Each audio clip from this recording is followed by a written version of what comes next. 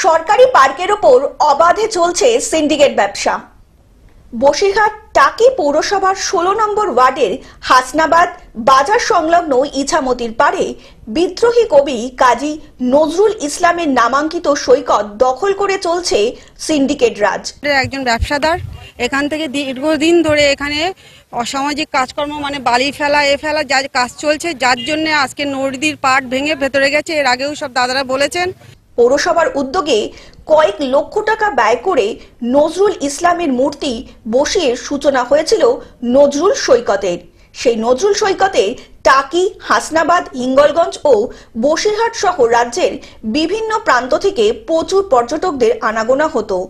মানুষের অন্যতম বিনোদনের ঠিকানা হয়ে উঠেছিল এই নজরুল পার্ক। কিন্তু এখন প্রশাসনের তোয়াক্কা না করে চলছে ইমারত ব্যবসা।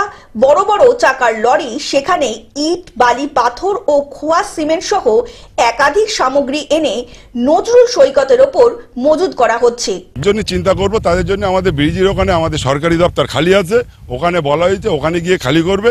ওখানে একটা হচ্ছে যারা খালি করবে ওখানকার মুঠি মজুদ যারা আছে ওখানে গিয়ে কাজ করবে, ওখানে তাদের রুটি রোজগার চলে যাবে। যারাই করছে তারাই করুক, কিন্তু একটু জায়গা চেঞ্জ করুক। পৌরসভার বোর্ড অব কাউন্সিলর বৈঠক করে হাসনাবাদ থানায় লিখিতভাবে ও বসিরহাট এসপিকে মেলের মাধ্যমে অভিযোগ জানানো হয়েছে, যাতে এই সমস্যার দ্রুত সমাধান হয়। আমরা সেজন্য বোর্ড মিটিং করে রিজুশন করে আমরা থানাতে লিখিত করে চিঠি করে পাঠিয়েছি, ওটা যত তাড়াতাড়ি সম্ভব বন্ধ করার জন্য। বসিরহাট থেকে শ্যাম বিশ্বাসের রিপোর্ট, গ্লোব নিউজ।